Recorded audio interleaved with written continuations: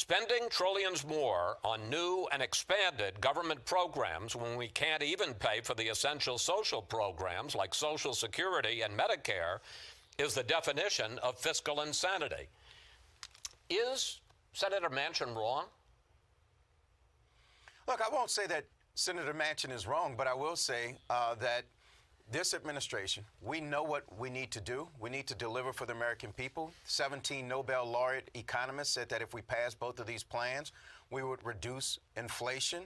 And so what we have work to do is make sure that Senator Manchin understands how this affects the future in terms of making sure that we invest in American families so that they can determine their own destiny.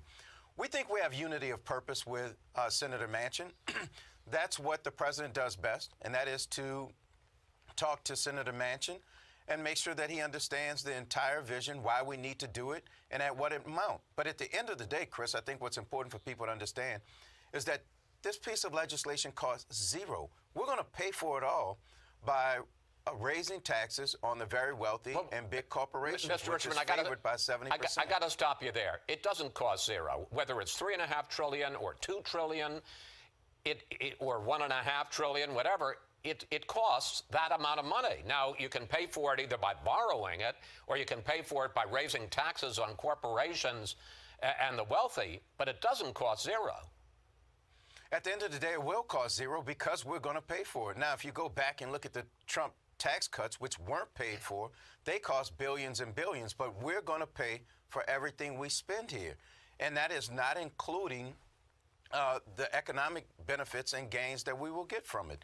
And we know what we're doing. If you look at the American Rescue Plan, the economy grew faster than it's grown in the last 40 years. We created more jobs than any administration in the history of this country. The president has a vision. He knows what he's doing. He's going to deliver for the American people.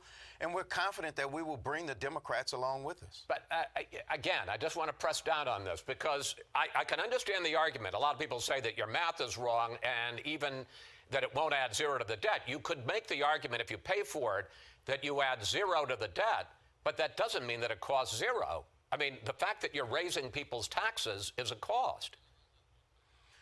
Well, we're also reducing taxes in this piece of legislation. It's 50 million Americans are going to get a tax cut in this piece of legislation. But net, these 50 million net, if you pay for will be it, working families. But net, if it's a $2 trillion spending plan, net, it costs $2 trillion.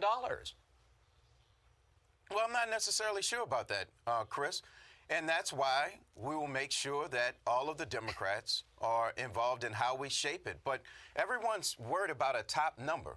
What we should be worried about is the programs we deliver so that people can re-enter the workforce and that children don't drink poisoned water at school and in their homes. And remember, this is really not about politics or process. It's about purpose and accomplishing and meeting the needs of the American people. Final question. What is at stake here? If Congress fails to pass both the infrastructure package and the social spending package, what's at stake in terms of the Biden presidency and the fortunes for the Democrats in the 2022 midterms? Well, this is exactly why I left Congress, because President Biden is not worried about the politics of it. He's worried about delivering for people. And that's what we're focused on. We're going to keep our head down and we're going to deliver. We're going to lower prescription drug costs. People can't get their drugs at the end of the month to save their lives. We're going to keep focusing on COVID. So this is not about politics. This is about delivering for people and this president's desire to make sure that he empowers families to reach their destiny. Mr. Richmond, thank you. Thanks for your time today.